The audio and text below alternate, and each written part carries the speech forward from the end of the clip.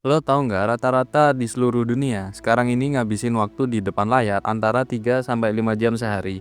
Tapi di Indonesia angkanya itu jauh lebih tinggi dari rata-rata itu sendiri. Berdasarkan data, masyarakat kita bisa menghabiskan waktu sampai 6 jam per hari hanya untuk lihat layar, entah itu scrolling media sosial, nonton video pendek, atau sekedar bolak-balik aplikasi tanpa arah. Bayangin, kalau 6 jam itu lo pakai belajar buat hal yang benar-benar berguna. Misalnya belajar fotografi, ngulik desain, ngasah skill trading, atau bahkan baca buku. Serius dan konsisten selama 3 bulan aja, lo pasti bisa hebat di bidang itu. Tapi masalahnya, waktu 6 jam itu segitu kerasa cepet banget hilang. Karena kita terlalu nyaman scrolling, lama-lama kita nggak sadar waktu produktif malah kebuang sia-sia. Dan scrolling ini bukan cuma nyita waktu, ada dampak negatif yang jarang disadari. Misalnya fokus jadi gampang buyar, mudah lupa sesuatu yang baru aja kejadian, ngerasa capek padahal seharian gak ngapa-ngapain, atau ngerasa gak enak setiap kali ada waktu kosong dan gak buka HP. Dan kalau lu pernah ngerasain gejala-gejala kayak gini, mungkin sekarang ini lo udah masuk fase yang disebut sebagai digital overload atau brain rot. Nah, selamat datang di segmen Fakta Unik, karena setelah ini kita bakal ngebahas lebih dalam apa itu digital overload, kenapa itu bisa terjadi, dan gimana cara ngatasinya. So, simak baik-baik. Istilah digital overload itu nunjukin kondisi di mana seseorang terima informasi digital terlalu banyak dalam waktu singkat. Informasi ini bisa datang dari mana aja, misal notifikasi, timeline sosmed, konten FYP, dan lain-lain yang berbentuk konten digital yang selalu muncul tiap kali kita online. Masalahnya, semua informasi ini dikirim ke otak dalam jumlah besar dan terus-menerus. Akibatnya, otak jadi kelebihan beban informasi, kita jadi susah fokus, mudah terdistraksi, dan gak bisa mikir jernih karena otak itu terus-terusan nyerap informasi tanpa henti. Kalau gue analogikan, otak ini mirip prosesor PC. Semakin lo jalanin semua aplikasi yang ada di PC lo otomatis jadi lemot. Dan lebih parahnya lagi, semua ini sering terjadi tanpa kita sadari. Tahu-tahu aja lo ngerasa capek padahal seharian gak ngapa-ngapain, kosong, gak semangat, gak tahu kenapa, dan di titik ini lo mulai ngerasa kalau hidup lo tuh kayak sampah. Menurut studi dari University of California, rata-rata orang Amerika menyerap sekitar 34 GB informasi tiap harinya. Bayangin, otak lu ngolah 34 GB informasi setiap hari tanpa jeda, tanpa istirahat. Dan kalau terus-terusan kayak gini, gak heran kalau makin hari kita makin ngerasa capek, hampa, kayak ngerasa kosong gitu. Nah, kabar baiknya kondisi ini bisa dipulihkan. Otak sama kayak badan, kita cuma perlu kasih ruang buat dia istirahat, buat recovery. Bukan dengan ngilangin teknologi, tapi dengan ngatur ulang cara kita berinteraksi dengan dunia digital. Jadi sekarang kita bahas gimana caranya sembuh dari digital overload. Karena digital overload atau brain rot ini bikin otak gampang gak fokus, maka tips pertama adalah meditasi mindfulness. Apa itu mindfulness? Mindfulness adalah suatu kondisi di mana lo benar-benar berada di saat ini dan menyadari apa yang lo lakukan dan apa yang ada di depan lo. Intinya, lo sadar dan fokus dengan apa yang lo lakuin sekarang. Cara ini bisa lo terapin dimanapun dan kapanpun tanpa harus duduk diam bersila seperti meditasi pada umumnya.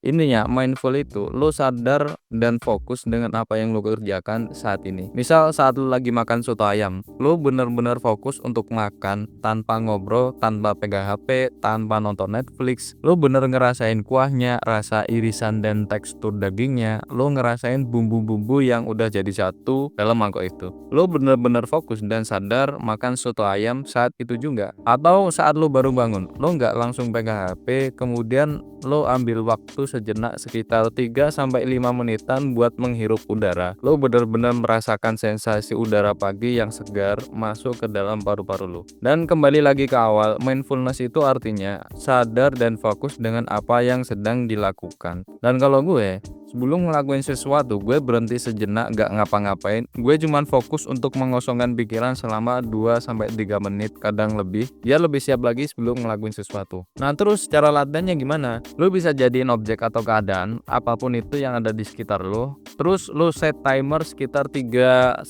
menit atau lebih. Nah, saat lo udah mulai fokus, cepat atau lambat, fokus lo itu pasti akan buyar. Dan saat lo mulai sadar, saat fokus lo mulai buyar, yang lo lakuin cuma kembali ke objek yang lo jadiin fokus. Buyar lagi, buyar, fokus, buyar, fokus. biar lagi, fokus lagi, sampai timer lo habis. Memang sederhana, tapi punya manfaat yang besar. Dan cara kedua adalah dengan dopamine detox. Dopamine detox itu sebenarnya cara buat ngerestart otak dari kebiasaan nyari kesenangan instan. Tujuannya supaya kita bisa balik fokus, tenang, dan hidup jadi lebih produktif. Tapi sebelum masuk ke caranya, kita jelasin dulu apa itu dopamin. Dopamin itu adalah zat kimia yang ada di otak yang bikin kita ngerasa senang dan puas. Tiap kali lo scroll TikTok, dapat notifikasi, makan junk food, atau dapat like di Instagram, otak lo ngeluarin dopamin. Nah, itu yang bikin lo ketagihan dan pengen ngelakuin hal itu terus-terusan. Nah, sedangkan detox di sini bukan berarti ngilangin dopamin dari tubuh, bukan. Karena dopamin itu penting banget buat ngatur motivasi,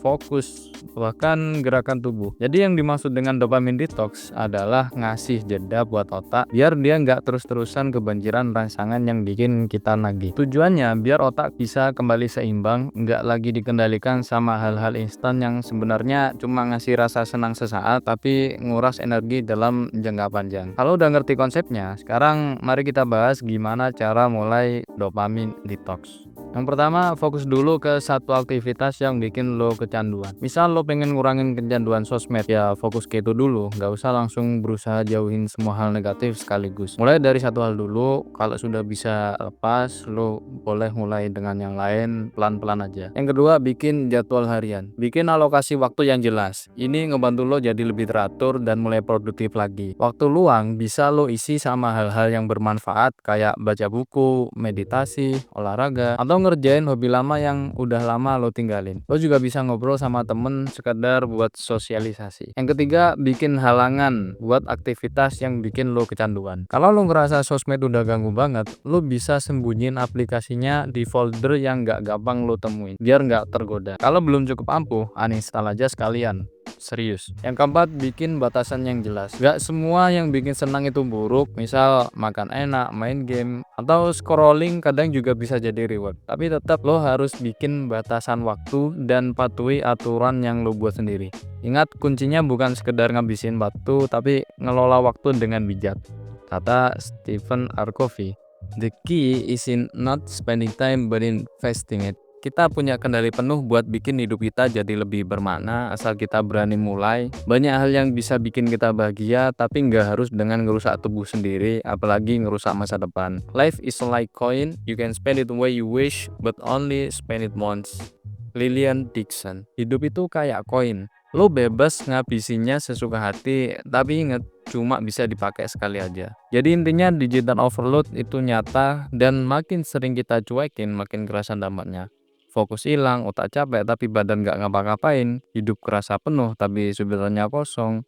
Dopamine detox dan mindfulness bukan solusi instan, tapi mereka bisa bantu kita pelan-pelan balik ke hidup yang lebih sadar, lebih tenang, dan lebih waras. Bukan soal jadi anti teknologi, tapi soal gimana caranya kita nggak dikendalikan sama notifikasi, scroll, dan distraksi. Karena kadang yang kita butuhin bukan hiburan baru, tapi keheningan sejenak biar bisa mulai berpikir jernih.